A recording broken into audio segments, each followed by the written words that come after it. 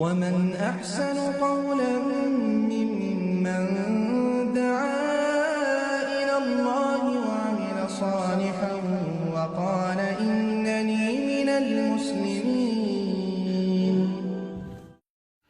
بسم الله الرحمن الرحيم. الحمد لله والصلاة والسلام على رسول الله.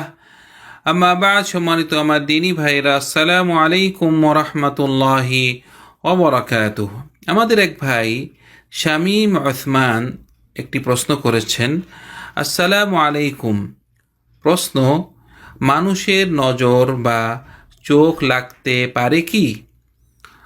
প্রথমে আমি আমাদের এই শামীম ওসমান ভাইকে বলবো, ওয়ালাইকুম আসসালাম ওয়া রাহমাতুল্লাহি ওয়া বারাকাতুহু।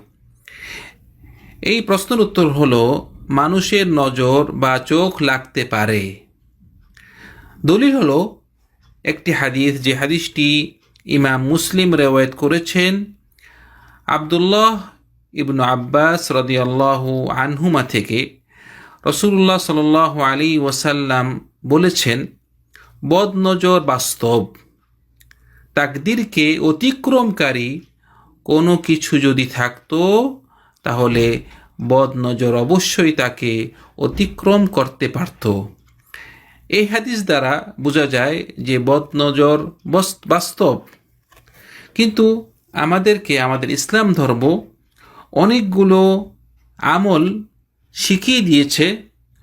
ওই আমলগুলো যদি আমরা করে থাকি, আল্লাহ সুবহানাহু ওয়া তাআলা আমাদেরকে এই বদনজর, জাদু এবং যত রকম বিপদ আপদ আছে, আল্লাহ সুবহানাহু ওয়া তাআলা আমাদেরকে ওই বিপদ আপদ থেকে হেফাজত করবে।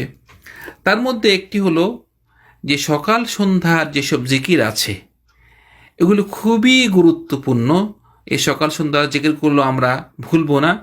আমরা সকাল সন্ধ্যার জিকিরগুলো যে কোনো যেসব দোয়ার বই আছে, ওইসব দোয়ার বইয়ে এই সকাল সন্ধ্যার জিকিরগুলো পাওয়া যায়। একটি বইয়ের নাম আমি আপনাদেরকে শিখিয়ে দিচ্ছি, সেটি হল হিসনুল মুসলিম। একটি বই আছে হিসনুল মুসলিম, আপনারা খুঁজলেই এই বইটি পাবেন। ওই বই থেকে আপনারা সকাল সন্ধ্যার যেসব জিকির আছে ওগুলো আপনারা অবশ্যই পড়বেন। আল্লাহ সুবহানাহু ওয়া তাআলা আমাদেরকে হেফাজত করবে।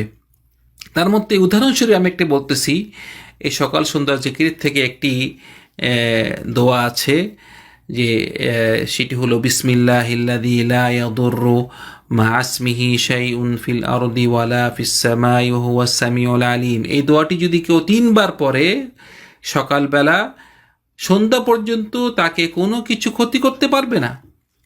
আবার সন্ধ্যার সময় 3 বার পড়লে সকাল পর্যন্ত তাকে কোনো কিছু ক্ষতি করতে পারবে না।